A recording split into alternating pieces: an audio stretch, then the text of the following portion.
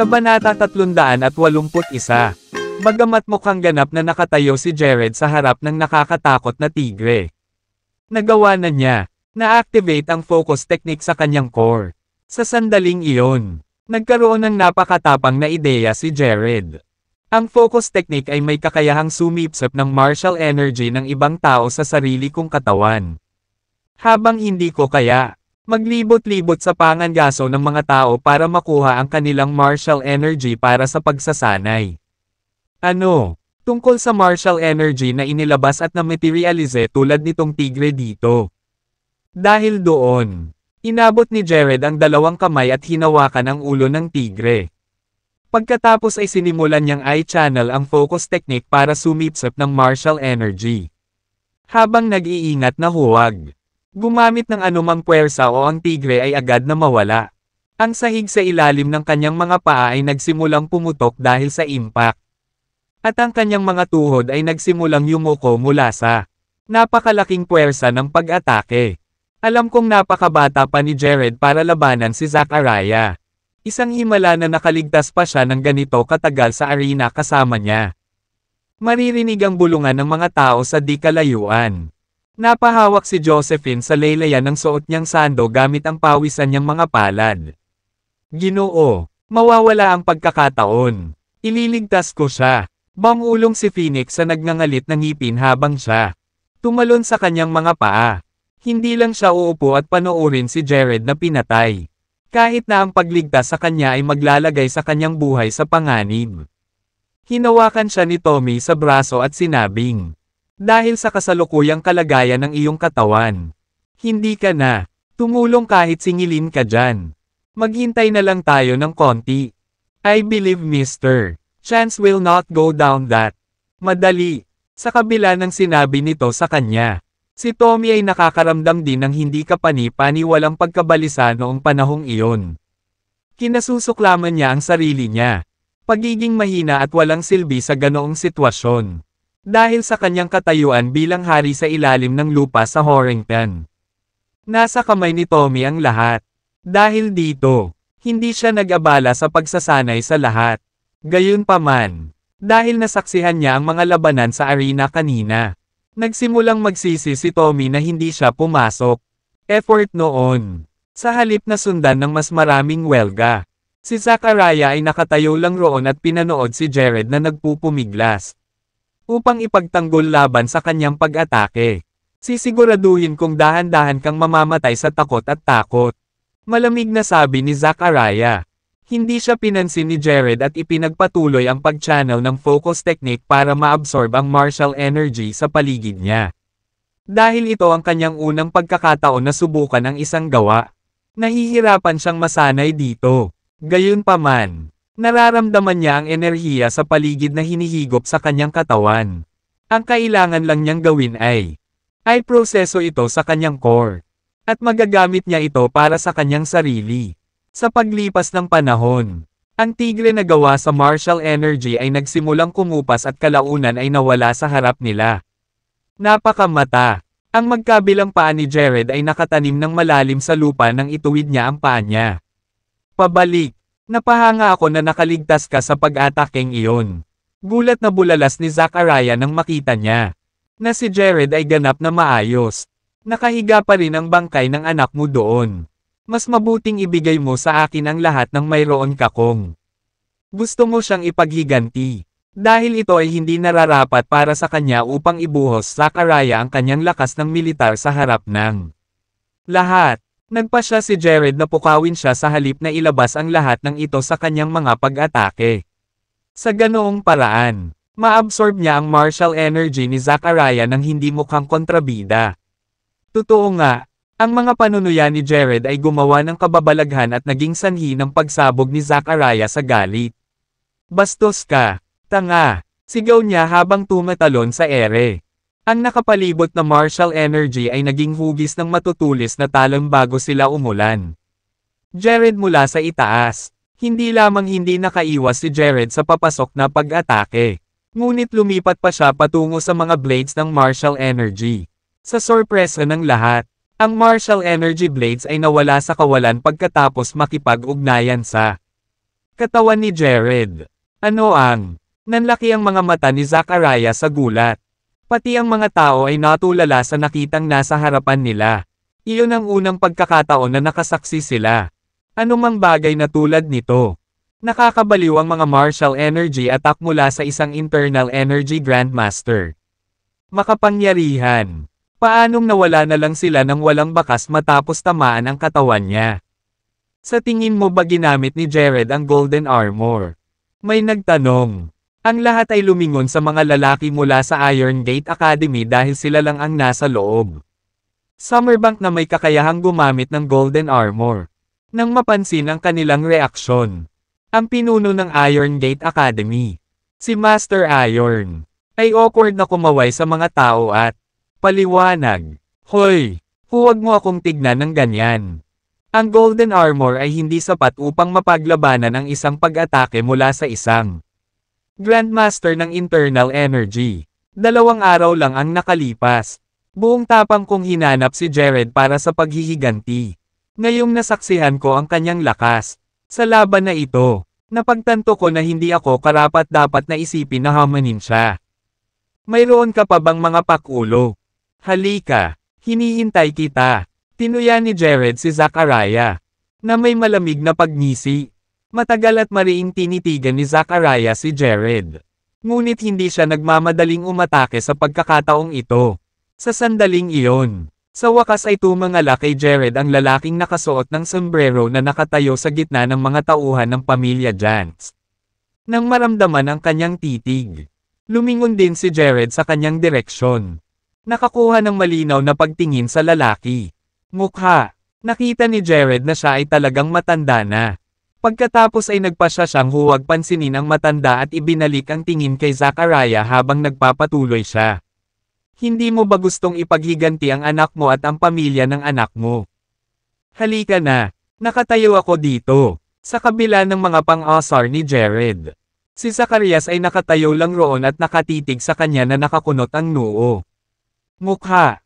Ang explosion pill ay nagbigay sa akin ng lakas. Ngunit hindi ito nagbibigay sa akin ng walang katapusang supply ng martial energy. Sa bilis na ito, mauubusan ako ng martial energy pagkatapos maghatid ng 2 pang pag-atake. Kapag yon mangyayari, ako ay magiging ganap na mahina tulad ng karne sa chopping block. Nang mapansin na hindi na nahuhulog si Zachariah sa kanyang mga panunuya, bumantong hininga si Jared habang malamig na sinabi, "Sige, kung wala kang lakas ng loob na kumilos, gagawin ko." Dahil dyan, ang hangin sa paligid niya ay napuno ng explosive surge ng martial energy. Tulad ng isang buhawi, ang kanyang mga antas ng enerhiya ay nagpadala ng mga mesa at upuan na lumilipad kung saan-saan. Hindi makayanan ang matinding puwersa. Ang arena ay gumuho sa ilalim ng kanyang mga paa. Ang alikabok ay naalis pagkaraan ng ilang sandali. Ngunit ang enerhiyang nakapalibot sa katawan ni Jared ay hindi naapektuhan habang siya ay nakatayo sa ibabaw. Ang mga durog na bato. Napakalakas nito kaya't walang pagpipilian si Zacharias kundi ilabas ang lahat ng kanyang natitira. Martial energy para lang harangan ito. Nababalot ng mahinang ambon. Nagmistulang anghel si Jared nang lumutang siya sa ibabaw ng lupa. Napuno ng takot ang mga mata ni Zachariah nang maramdaman niya ang mabilis na pag-ubos ng kanyang martial energy na parang nilalayuan. Sinipsip sa kanya. Sa oras na napagtanto niyang may mali at handa siyang i-deactivate ang kanyang martial energy. Ang kanyang katawan ay tuluyan ng naubos nito. Sino ka? Takot na tanong niya. Ngayon nakikita ko na kung bakit niya ako tinutuya kanina. He's trying to provoke me to attack him para magawa niya. Absorb ang martial energy ko. Iyon ay kung paano niya nagawang mawala ang lahat ng mga talam na iyon sa manipis na hangin. Ako ang taong papatay sa iyo. Sigaw ni Jared habang malamig na tinitigan siya mula sa itaas. Para sa kanya, si Zacharias ay walang iba kundi isang patay na naglalakad. Hindi mo ako mapapatay. Namutla ang mukha ni Zachariah habang umaatres. Napadpad lamang sa isang piraso ng durog na bato at nahulog sa kanyang likuran. Pagkaraang bumangon, Si Zacarias ay nagpatuloy sa pag-atres na ang kanyang katawan ay nababalot ng alikabok. Ang mga tao ay natulala dahil hindi nila maintindihan kung bakit si Zachariah ay nasa isang walang magawang kalagayan. Wala silang ideya na naubos na ni Jared si Zachariah ng kanyang martial energy. Sa ngayon, si Zacarias ay nanghina ng husto anupat ang sino man sa karamihan ay madali siyang napatay noon. At doon, bigyan mo ako ng dahilan kung bakit hindi kita dapat patayin. Malamig na utos ni Jared. Si Zacarias ay balisang tumingin sa kanyang paligid. At ang kanyang mga mata ay nagningning nang ang kanyang tingin ay napunta sa matanda. Lalaking nakasuot ng sombrero. Huwag mo munang unahan ang sarili mo. Jared, maaari kong ipatapos ka ng tama. Layo. Pagkatapos ay lumingon si Zacariah sa matanda habang nagpatuloy ito. Master Venicus, magpapasalamat ang pamilya Jantz. Bukas palad ka kung matutulungan mo akong alagaan ang krisis na ito. Handa akong ayale ang lahat ng mga halamang gamot na iyon. Pagmamayari namin. Desperado na siyang mabuhay kaya wala na siyang pakialam sa longevity pill. Pagkatapos ng lahat, ito ay magsilbi sa kanya ng walang layunin kung siya ay hindi buhay upang ubusin ito. Dahil dito, handang ibigay ni Zacarias, bawat halamang gamot ng pamilya Jantz ay nasa kanilang pag-aari kapalit ng tulong ni Venicus. Nagliwanag din ang mga mata ni Jared nang marinig niyang binanggit ni Zacariah ang mga halamang gamot. Naabot ang antas na siyamsa. Paglilinang ng enerhiya. Mangangailangan si Jared ng malaking halaga ng espiritual na enerhiya upang maabot ang foundation. Face. Dahil dito, natuwa siya nang marinig ang tungkol sa mga halamang gamot. Seryoso ka ba, Old Mr. Jantz? Natuwa si Venicus. Kung makukuha ko ang aking mga kamay sa mga halamang iyon, maaari akong maging mas malakas. Sa ibabaw niyan, kakailanganin ko rin ang mga ito upang makagawa ng mga aphrodisiac na table task o hindi ko kakayanin ang paghampas ng dalawang babae sa isang araw-araw. Ako ay isang tao ng aking salita. Master Venicus, hindi ako mangangahas na magsinungaling sa iyo. Lalo na sa harap ng lahat ng ito. Mga tao, mahinhin na sagot ni Zacariah. Patas na. Sabi ni Venicus habang tinatanggal ang sombrero at nagsimulang maglakad papunta kay Jared. Sino ang lalaking ito? Hindi ko pa siya nakita. Hindi ko alam. Marahil siya ay isang uri ng makapangyarihang manlalaban na kinuha ng pamilya Jantz. Sa paghusga sa kanyang parang seagull na hitsura, masasabi kong talagang makapangyarihan siya. Nagsimulang mag-usap ang mga tao nang makita nilang humakbang pasulong si Venicus. Nakatayo sa harap ni Jared. Tinitigan siya ni Venicus mula ulo hanggang paa habang sinasabi niya, "Hoy, bata! Napakalakas mo! At talented! Kung magiging alagad kita, ipinapangako kong hindi ka mahihipo sa jazz sa loob ng 2 taon. Ang pamilyang Jantz ay hindi ka na rin magdudulot ng gulo." Master Venicus, sigaw ni Zacariah na nanlalaki ang mga mata. Pinatay ni Jared ang anak ko. Walang paraan na hahayaan ko siyang makatakas. Tumahimik ka, sigaw ni Venicus sa kanya na nakakunot ang noo. Bagamat nag-aatubili, hindi nang ahas si Zacariah na magsalita pa sa sitwasyong iyon. Ibinalik ni Venicus ang tingin kay Jared habang nagpatuloy. Well, nakapagdesisyon ka na ba? Ang maging alagad ko ay isang bagay na hindi mabilang na mga tao ang pangarap lang. Kung gusto mong maging mentor ko, kailangan mong patunayan na karapat-dapat ka sa titulong iyon. Kaya mo ba, iyon? Tanong ni Jared na may ngiti sa labi. Dahil nagtanong ka, ipapakita ko sa iyo kung ano ang kaya ko. Pagkatapos ay inilabas ni Venicus ang isang bilog na kulay itim. Bagay mula sa kanyang bulsa at inihagis ito sa lupa. Boom! Sa isang malakas na pagsabog. Ang buong arena ay agad na napalibutan ng isang makapal at itim na fog. Napakakapal nito, na walang makakita ng kahit ano. Nagsimulang magpanik ang lahat. At ang ilan sa kanila ay nagsimulang maglakad patungo sa labasan. Hindi nagtagal bago nagliwanag ang itim na fog. At natahimik ang mga tao dahil sa gulat nang makita nila. Anong nangyari? Ang arena na naging durog na bato ay naibalik sa orihinal nitong estado. Makikita si Jared. Nakatayo sa gitna nito kasama si Venicus. What the hell? Talagang hindi ito gawa ng isang martial artist. Wala akong need-detect na martial energy mula sa kanya. Siguradong immortal ang matandang ito. Saan sa lupa kumukuha ang pamilya Jans ng mga ganoong tao? Gusto ko ring kumuha ng isa. Nagulat at hindi makapaniwala ang lahat sa karamihan. Ang sitwasyon ay nalampasan nila. Mga inaasahan sa puntong iyon. Napangiti si Venicus nang makita ang kanilang tugon. Sapat na ba ito para sa iyo? Anak, tanong niya. Umiling si Jared at ngumisi habang malamig na tumugon. Actual strength ang tinutukoy ko. Hindi magic, mga trick. Ang iyong ilusyon magic ay kahanga-hanga. Ngunit hindi mo ako maaaring lokohin. Pagkatapos ay bahagya niyang iwinagayway ang kanyang kamay sa hangin. Naglalabas ng nakakabulag na gintong liwanag na nagpapaliwanag sa buong lugar. Nang mawala ang liwanag, muling nagulat ang mga tao nang makita nilang nakatayo sa itaas sina Jared at Venicus. Mga guho ng arena, hindi nila lubos maisip kung ano ang nangyari sa harap ng kanilang mga mata. Nabaluktot sa frustration ang mukha ni Venicus, at pinaikit niya ang kanyang mga mata habang sinabing, "Hindi ko inaasahang magkikita kami. Isang kapwa sa lamangkero, kung ganoon, ipapadala kita sa iyong kamatayan." Pagkaraan ng isang segundo, naglabas si Venicus ng 8 itim na piraso ng chess at inihagis ito sa isang bilog sa paligid ng arena. Lumitaw ang 8 haligi ng liwanag sa sandaling tumama ang mga piraso sa lupa. Agad na nakapalibot kay Jared at Venicus sa loob. Hindi mahalaga kung gaano ka kagaling sa mag-e-craft. Hindi mo magagamit ang alinman sa mga ito kapag ikaw ay nakulong sa aking Soul Trapper formation. Masayang sigaw ni Venicus. Ganoon ba? Isang malamig na panunuya lang ang isinagot sa kanya ni Jared nang walang sinabi pa. Parang si Master. Si Venicus dito ang magiging susunod kung mapagkukunan sa paglilinang. What the hell? Ito ba ay isang banal na martial art? Seryoso ba silang mag-away doon?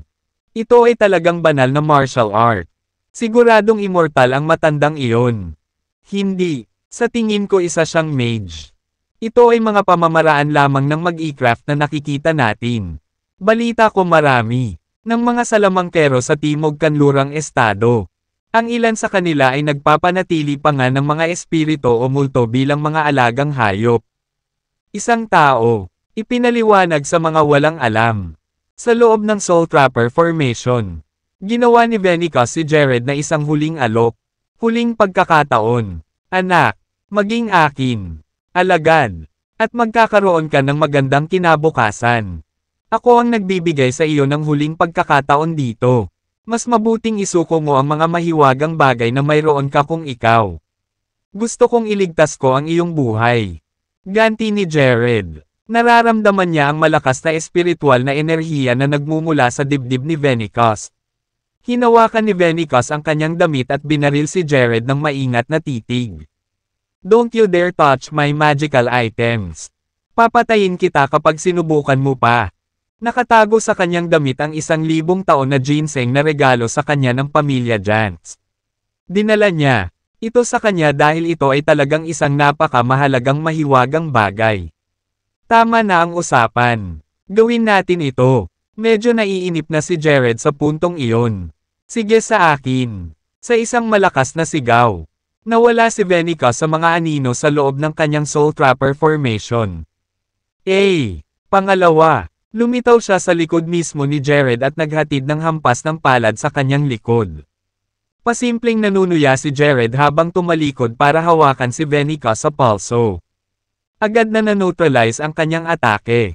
Nagulat si Venicus bago muling naglaho sa anino. Kung tumakbo ka na lang, sisirain ko lang itong pormasayon mo. Sabi ni Jared bilang kumuha siya ng isang haligi ng liwanag at direktang hinigop sa kanyang katawan.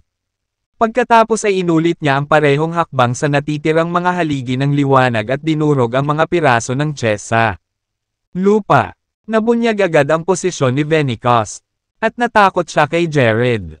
Sa kanyang nanginginig na boses, nagtanong si Venicus, sinira mo ang aking Soul Trapper formation. Formation ang tawag mo dyan.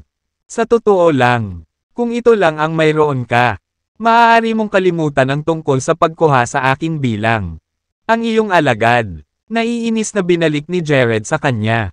Huwag kang masyadong mapuno sa iyong sarili. Bata. Galit na galit si Venicus. Pagkatapos ay kinuha niya ang ilang itim na bote mula sa kanyang mga bulsa at inilagay iyon sa kanyang harapan. 5 sila sa kabuuan. At bawat isa ay may dilaw na selyo. Nagliwanag ang mga mata ni Jared sa tuwa nang makita ang mga bote na iyon at nalaman kung ano ang laman nito. Oh, siguradong maraming kawili-wiling bagay si Master Venicus sa kanya. Ang lahat ng ito ay mag-aambag ng malaki sa ang aking paglilinang. Pagkatapos noon ay naglabas si Venicus ng isang papel na may nakasulat na spell. Lumabas kayo. Lahat kayong mga kaluluwang sinumpa. Sigaw niya habang sinusunog ang papel sa kamay niya. Nang itapon niya ito sa tabi. Nagsimulang magsunog din ang 5 bote. Ilang sandali pa, ang buong arena ay napuno ng nakakabinging iyak at alulong ng mga multo. Karamihan sa mga tao sa karamihan ay nanginginig sa takot. Hinayla ni Phoenix si Josephine sa yakap niya. Nang makita niyang namutla ang mukha niya. Ang buong lugar ay unti-unting nagdilim habang ang hindi mabilang na nakakatakot na mga multo ay lumilipad mula sa 5 bote. Ang mga hindi pa nakakita ng ganoong bagay noon ay lubos na natakot sa kanilang talino. At ang ilan sa kanila, nahimete pa sa lugar, dahil nasaksihan niya ang ganitong uri ng bagay sa nakaraan. Hindi nakaramdam ng takot si Tommy habang nakatitig sa mga multo sa harap ng sila, habang patuloy na lumilipad ang mga kaluluwa sa paligid ng katawan ni Venicus. Lumingon siya kay Jared, nakasimangot lamang. Pagkalito nang makita kung gaano kalmado si Jared. Hindi ka ba talaga natatakot?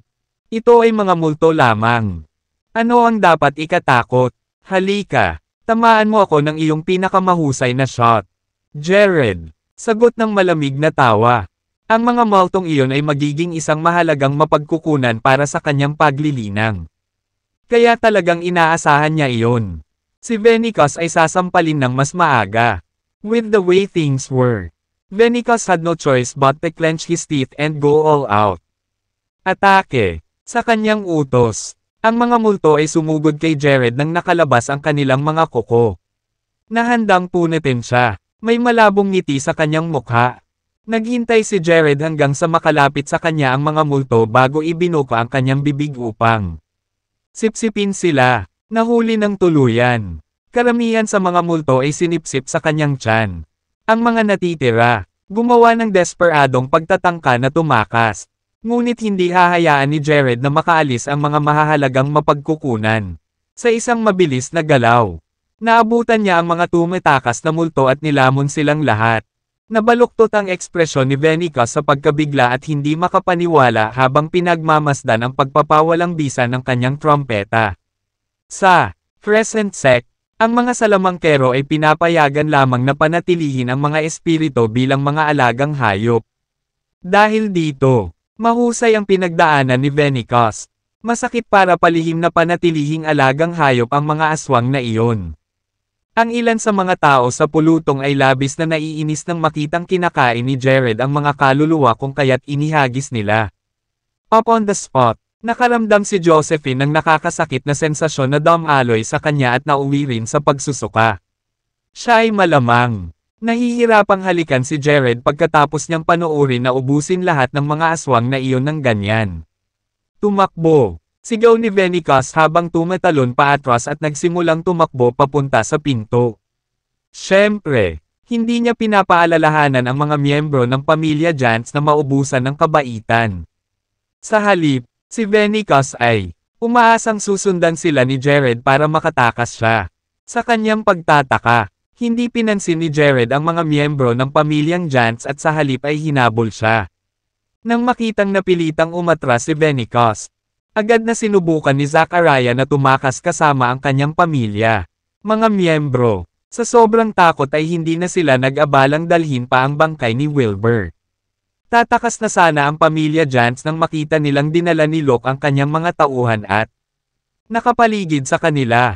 Zachariah, huwag mo nang isipin na umalis. Dumura si Locke. Locke, anong ginagawa mo? Ang pamilyang Jantz at ang pamilyang Wagner ay walang awa yan. Kaya bakit ang mga pinipigilan mo ako? Si Zacarias ay labis na nagalit. Zachariah, pinatay mo si Bane sa malamig na dugo. Sa tingin mo ba napakadali mong makakatakas? Sambit ni Locke, malamig. Ikaw, itinuro ni Zachariah si Locke habang kumukulo ang galit sa loob niya. Gayunpaman, alam niyang wala siyang pagkakataong laban. Locke sa kanyang kalagayan ngayon. Zachariah, tapos na ang oras mo. Kinaladkad ni Phoenix ang kanyang nasugatan na katawan at inakay ang kanyang mga tauhan upang palibutan ang pamilya Jantz. Tumingin si Leonardo kay Zachariah at sinabing, Mr. Jantz, umalis ka na. Pipigilan ko sila. Leonardo, mag-ingat ka. Paalala ni Zachariah sa kanya. Tumanggaw si Leonardo at umungal. Sisingilan. Sa sandaling iyon, ang mga mula sa pamilya Jantz ay sumugod sa mga kalaban habang dalawang elite ang nag-escort. Zacarias, lahat ng Phoenix Regiment, makinig kayo. Hayaang walang umalis dito ng buhay. Patayin silang lahat. Matalas pa rin ang boses ni Phoenix kahit na nasugatan siya. Oo, madam. Ang mga mula sa Phoenix Regiment ay naglabas ng kanilang mga armas at nakilala ang pamilya Jantz. Ang pamilya Wagner ay tutulong din. Si Locke ay gumawa ng isang kilos. At ang kanyang mga tauhan ay sumali sa labanan. Na naglunsad ng pag-atake sa pamilya Jantz. Samantala, pinuntahan ni Lucas si Zacarias, na nakatayo laban sa dalawang elite na nagpoprotekta sa huli. Ang buong sitwasyon sa lalong madaling panahon ay nawala sa kamay. May mga desperadong iyak sa lahat ng dako bilang dugo. Natapon. Ang lahat ng iba pang mga pamilya ay natakot. At pinananatili nila ang kanilang distansya hanggat maaari. Hindi nila kayang makibahagi sa labanang ito. Sa labas ng arena, tumingin si Lisbeth kay Anthony nang marinig niya ang kaguluhan na nagmumula sa loob. Ang venue, General Long, dapat tayong. Umiling si Anthony at pinutol siya bago niya matapos ang kanyang pangungusap. Kami ang namamahala sa hangganan lamang. Hindi natin dapat idikit ang ating mga ilong sa nangyayari sa loob. Mukhang pupunta si Summerbank upang sumailalim sa isang matinding pagbabago. Walang imek si Lisbeth, ngunit puno ng pag-aalala ang kanyang tingin. Nag-aalala siya na si Jared at baka nasa panganib si Josephine. Pagbalik sa loob, mahigit 10 minuto na ang labanan. Ang pamilya Jantz ay nasa bingit ng napapawi sa ilalim ng Phoenix Regiment at ng kooperasyon ng pamilya Wagner. Si Zacarias noon, nababalot ng galit habang nakatitig sa mga bangkay sa lupa. Gayunpaman, wala siyang magagawa. Ang kanyang martial energy ay naabsorb na ni Jared at hindi pa nakaka-recover. Maya-maya lang ay bumalik si Jared at hila-hila si Venicus. Ibinaba ni Venicus ang kanyang ulo sa takot. Mukhang total talo. Nahulaan ni Jared ang nangyari habang pinagmamasdan niya ang mga tambak ng mga bangkay sa lupa.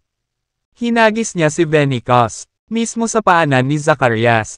Sa pagtingin sa taunang Venicus, alam ni Zachariah na hindi siya makakatakas sa kamatayan sa pagkakataong ito.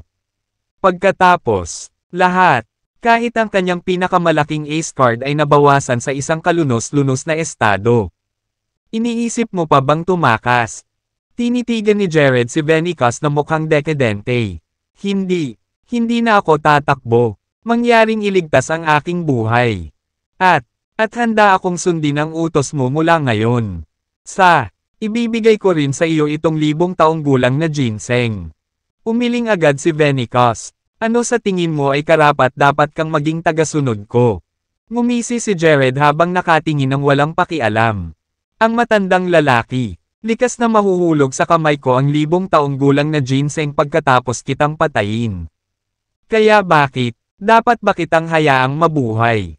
At saka, malamang na hindi mabilang na buhay ang napinsala mo sa iyong mag-i-craft. Tinaas ni Jared ang kamay niya habang nagsasalita.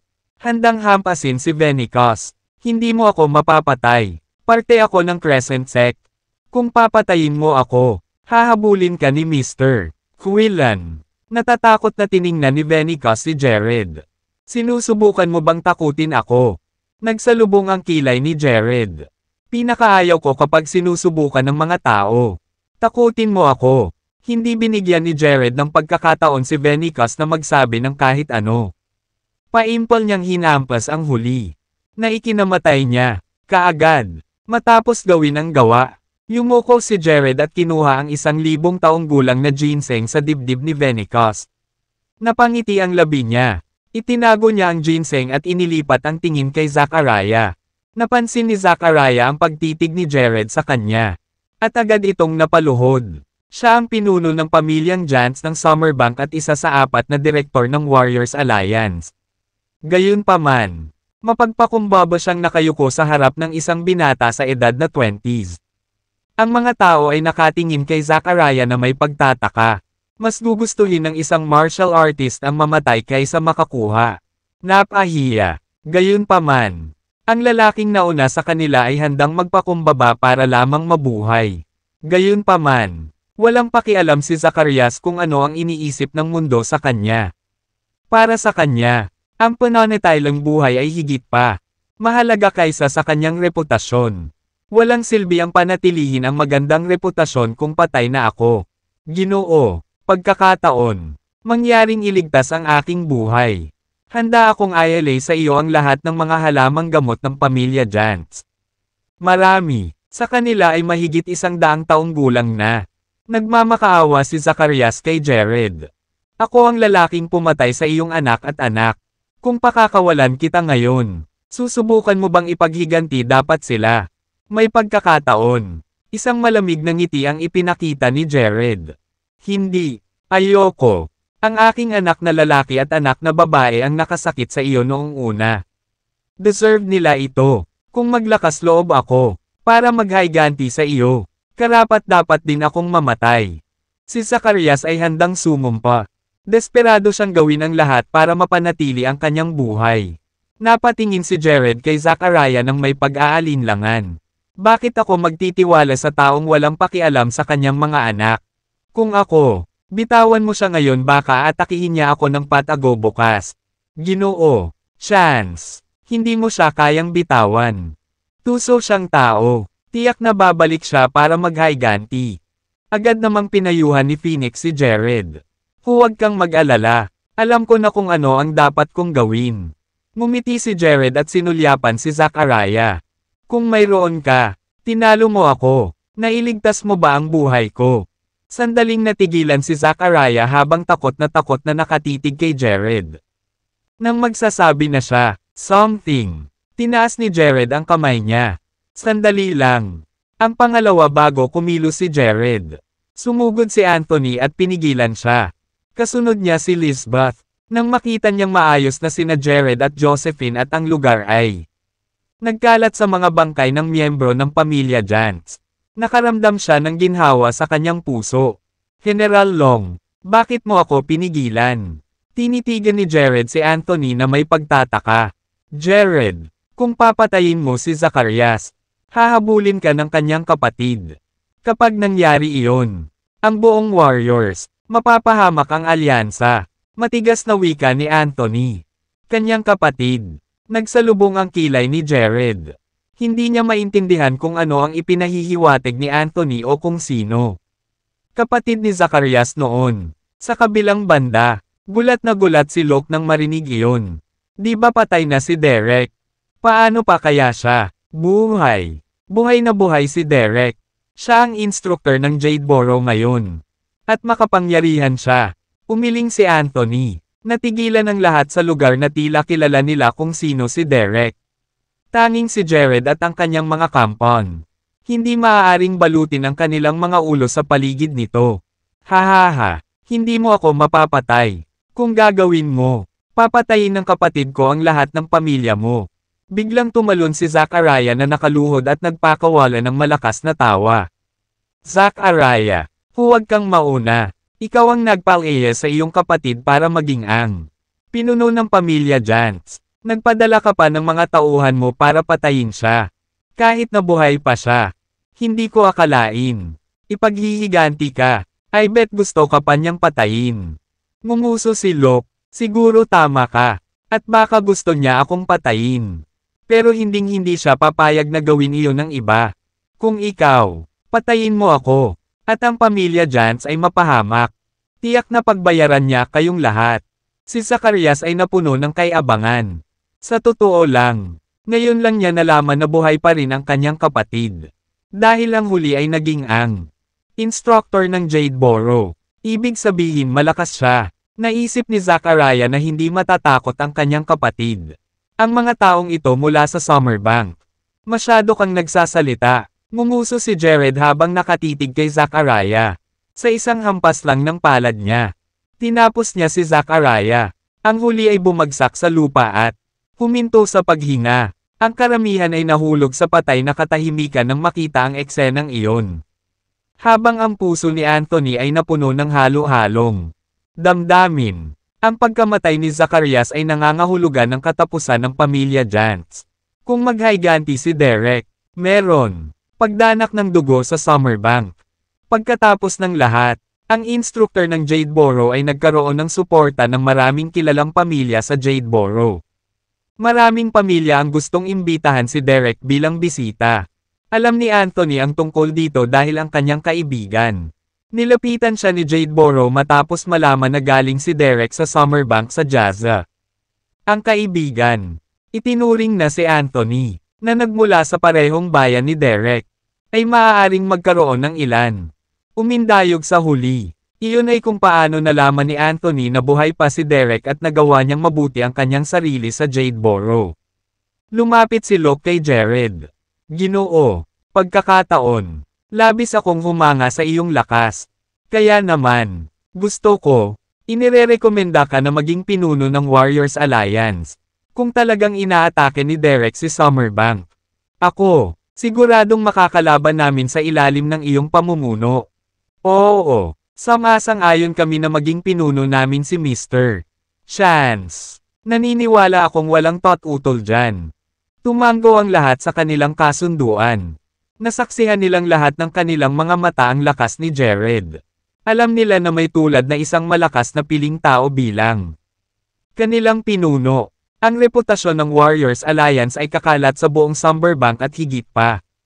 Jazz, tumingin si Jared sa karamihan at bahagyang umiling. Hindi ako interesadong maging ang pinuno. Kung hindi kayo tot-utol, mangyaring hayaan si Phoenix ang maging pinuno. Kapag sinabi iyon, ipinangako ko na gagawin ko. Tumulong kung may mangyari sa alyansa. Ginoo, pagkakataon. Nagulat si Phoenix dahil hindi niya inasahan na ihirang siya ni Jared bilang pinuno ng Warriors Alliance. Kinaweyan ni Jared ang kamay kay Phoenix. Senyales na huwag magsalita ng kahit ano. Nakapagdesisyon na siya kanina, tungkol sa nominasyong ito, habang tumataas ang antas ng kanyang paglilinang sa hinaharap. Kakailanganin niya ng mas maraming mapagkukunan. Kaya naman, kailangan niya isang taong maaaring makakuha sa kanya ng nasabing mga mapagkukunan. Pagkatapos ng Phoenix na maging pinuno ng Warriors Alliance, makakahanap siya ng maraming mapagkukunan para sa ako. Samasang-ayon ako. Si Zachariah ay patay na at si Bane ay naging lumpo. Kung tutuusin, malaki ang tsansa niyan. Baka mamatay din si Bane. Kung mangyayari iyon, kami na lang ni Phoenix ang natitira sa mga direktor. 4 na direktor. Inaamin kong lampas sa akin ang lakas ni Phoenix. Kaya sang-ayon ako sa mungkahi ni Mr. Chance. Si Locke ang unang sumang-ayon sa nominasyon. Dahil sinabi ito ni Locke, ang ibang mga pamilya at mga martial club ay hindi nang ahas na magsabi ng iba. Kasama niyan, ang Phoenix ay opisyal na naging pinuno ng alyansa ng mga mandirigma. Pagkaalis ng mga tao, hindi agad umalis si Locke. Habang lumiliit ang bilang ng mga tao, siya, lumapit kay Jared. Ginoo, Chance, naging eye-opener para sa akin ang ginawa mo ngayon. Sana magkaroon ako ng pribilehiyong matuto ng higit pa mula sa iyo sa hinaharap. Kalahati. Magalang at mapagpakumbaba ang ugali ni Locke. Parang estudyanteng kaharap ang isang guro. Masyado kang mapagbigay. Hindi ako qualified na turuan ka. Gayunpaman, maaari tayong matuto mula sa isa't isa. Binigyan siya ni Jared ng isang matamis na ngiti. Hahaha, ayos lang sa akin. Mangyaring huwag akong tanggihan kung gayon kung iimbitahan kita sa hinaharap. Pinalabas ni Locke Malakas na tawa. Ayoko. Umiling si Jared. Maya-maya, umalis na rin si Locke. Nakatitig sa lumiliit na anyo ni Locke. Naramdaman ni Jared na kahit papaano ay misteryoso ang dating. At tuso. Gayunpaman, hindi niya nakita si Locke bilang isang masamang tao. Tutal, tinulungan siya ni Locke, kasama, Jared. Please keep in mind yung sinabi ko kanina. Dapat mong bantayan ang iyong likod. Kung alam ni Derek ang tungkol dito, hindi kanya bibitawan ng madali. Walang magawang wika ni Anthony. Sigurado akong maraming paraan para malutas ang issue. Hindi na kailangang mag-alala. Ngumiti ng mahina si Jared. Nang marinig iyon, hindi alam ni Anthony kung ano ang isasagot sa kanya. Agad din siyang umalis kasama ang mga tauhan niya. Nang maayos na ang lahat, hindi na iniuwi ni Jared sina Phoenix at Tommy. Sa halip, tumungo sila, direkta sa tirahan ng pamilya Jantz. Ngayong patay na si Zachariah. Lahat ng bagay sa pamilya Jantz ay kay Jared. Walang mag-aaway sa kanila sa kanya. Si Tommy ang nagmamaneho habang si Jared ay nakaupo sa passenger seat. Nasa likod sina Josephine at Lisbeth. Sila, samantala, may ilang sasakyan na sumunod sa likuran. Sila ay si Phoenix at ang kanyang mga tauhan mula sa Phoenix Regiment. Jared, bakit mo kinain ang maruruming bagay? Ano ang nangyayari? Sa daan, hindi na naitago ni Josephine ang mga tanong sa sarili. Nanginginig ang buong katawan niya nang maalala niya kung paano sinipsip ni Jared ang mga maltong iyon kanina. Yun, eksenang parang nasusuka siya. Anong nakain niya? Nagtataka si Lisbeth. Hindi alam ni Josephine kung paano ito ipapaliwanag. Nanatili siyang nakatitig kay Jared. Umaasang magbibigay ito ng pagpapaliwanag. Noon lang napagtanto ni Jared na nasa eksena si Josephine nang ubusin niya ang mga maltong iyon. The asterisk man. Ito. Siguradong naiinis at natakot pa siya pagkatapos niyang makita iyon. Hindi sila maruming bagay. Isa lamang itong ilusyon na ginamit ng salamangkero. Naniniwala ka ba talaga na meron mga multo dito sa mundo? Nagkunwaring kamangmangan si Jared at nagpaliwanag. I mean, tingnan mo dito. Wala naman sa kamay ko diba? Pero kaya ko, mag-isip ka agad ng mga ilusyon na iyon. Pagkasabi noon, isang puting ambon ang lumitaw sa kanyang palad at agad na nag-transform sa isang nakakatakot na hitsura. Multo. Namutla sa takot sina Josephine at Lisbeth. Ibinuka ni Jared ang kanyang bibig at sinipsip mismo ang multo sa kanyang bibig. Sa totoo lang, ginawa ang ilusyon. Gamit niya ang kanyang espiritual na enerhiya. Gayunpaman, ang mga multo na pinakawalan ni Venicus ay totoo lahat. Ayan, nakikita mo yun. Lahat ng ito ay peke. Heto, hayaan mo akong gumawa ng punyal ngayon. Nagpatuloy si Jared sa pagpapaliwanag habang gumagawa siya ng punyal sa kanyang kamay. Muli, huminga siya ng malalim at sinipsip ang punyal sa kanyang bibig. Ang lahat ng ito ay gawa sa martial energy. Hindi mo masasabi dahil hindi ka martial artist. Nakuha ko na. Tila naintindihan ni Lisbeth nang lumingon siya para magpaliwanag kay Josephine. Josephine, hindi ka martial artist, kaya hindi mo alam ang bagay na ito. Ang isang internal energy grandmaster ay maaaring magbago ng enerhiya sa mga form. Kaya, maaari silang lumikha ng lahat ng uri ng mga bagay. Pero lahat sila peke. Matapos marinig ang sinabi ni Lisbeth, nagsimulang maniwala si Josephine. Nakita ko, kaya lahat sila ay peke. Palihim na nakahinga ng maluwag si Jared.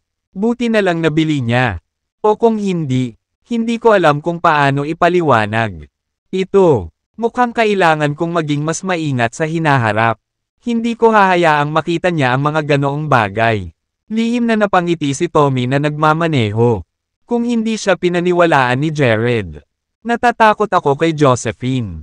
Maaaring tumanggi na makipagtalik sa kanya sa hinaharap. Anong nakakatawa? Ituon mo na lang ang mata mo sa daan. Sinaman ang tingin ni Jared si Tommy. Hindi nagtagal. Nakarating na sila sa mansyon ng pamilya Jantz. Sa sandaling ito, ang buong lugar ay desyerto.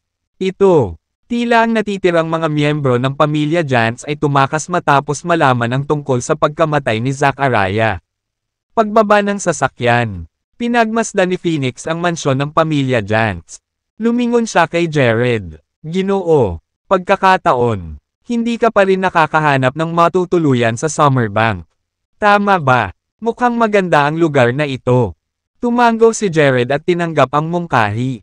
Kung tutuusin, alam niyang hindi niya kayang manatili sa bahay ni Lisbeth. Lugar, lalo na ngayong dumating na rin si Josephine. Nang makitang tumango si Jared, nakaramdam ng pagkadismaya si Lisbeth sa hindi malamang dahilan. Gayunpaman, siya kaagad naalala ang sarili mula sa anumang hindi naaangkop na pag-iisip na mayroon siya. Si Jared ay pag-aari ng aking mabuting kaibigan. Ako, hindi maaaring magkaroon ng anumang hindi tamang pag-iisip para sa kanya. Naglalakad papasok sa mansyon at pinagmamasdan ang marangyang disenyo nito. Medyo namangha sila sa lahat. Mga antigo sa loob ng gusali. Napakagandang pamumuhay mayroon si Zacarias. Nakipagkwentuhan si Jared kina Josephine at Lisbeth sa sala habang hinihintay si Phoenix at ang mga tauhan nito.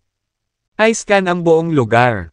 Ilang sandali pa, isang subordinate ng Phoenix Regiment ang sumugod sa sala. Ginoo, pagkakataon, pinapante ka ni Madam doon. Nang makita ang gulat na tingin ng nasasakupan, tumalon si Jared mula sa sopa. Ano ang nangyayari? Ako, hindi rin ako sigurado. Sagot ng subordinate. Agad namang umalis si Jared kasama ang nasasakupan. Sumunod naman sina Josephine at Lisbeth dahil curious sila. Hindi nagtagal. Nakarating sila sa isang liblib na patio sa mansyon. Phoenix, Tommy, at ang iba pa, nakapalibot sa bakuran. Puno ng galit ang kanilang mga titig. Phoenix, anong problema? Tanong ni Jared. Ginoo, Chance, tingnan mo ang sarili mo. Itinuro ni Phoenix ang isang bahay sa gitna ng looban. Inilipat ni Jared ang tingin sa bahay. Natarante siya nang matuklasan niya ang mahigit 10 babae na nakakulong sa loob nito. Napaatras ang mga babae sa takot nang makita siya. Ito ay maliwanag na sila ay nabubuhay sa isang malaking takot. Ano ba talaga ang nangyayari dito? Mahigpit na kumunat ang noo ni Jared. Ginoo, Chance, tinanong ko na sila. Ang mga babaeng ito ay banihag ni Zacarias, ang pinakamatanda. Kabilang sa kanila ay 18 taong gulang lamang. Bakit si Zachariah ang kukuha ng napakaraming babae? Hindi maiikot ni Jared ang ulo niya rito. Kahit na ginamit niya sa kanila para sa sex, hindi niya kailangan ng marami. Wala silang ideya kung bakit sila nahuli rin. Gayunpaman, ipinadala ni Zacarias ang kanyang mga tauhan upang pumili. 2 babae sa kanila araw-araw. Binihisan nila ang mga ito at pinaalis. Mga pinaalis, hindi na bumalik, hinala ko patay na sila. Galit na sabi ni Phoenix. Bilang isang babae, naawa siya sa naranasan ng mga babaeng ito. Nagalit din sina Josephine at Lisbeth noong nakita nilang napaatras ang mga babaeng iyon sa takot. Kasabay nito, labis na nabahala si Jared sa mga sinabi ni Phoenix. Lalo na sa bahaging sinabi nito. Patay na ang mga babaeng iyon. Kunin mo ang ilan sa iyong mga tauhan upang alagaan ang mga babaeng ito at pauwiin sila. Iyong iba, sumunod sa akin. Dahil doon ay lumabas na ng bahay si Jared. Nakatayo sa looban. Ipinikit ni Jared ang kanyang mga mata habang binibigkas niya ang ilang mga salita. Sa susunod na sandali, pinyunas niya ang mga kamay sa harap ng kanyang mga mata. Nang muli niyang imulat ang kanyang mga mata. Napuno ito ng pulang ilaw. Saglit niyang iniskan ang mansyon.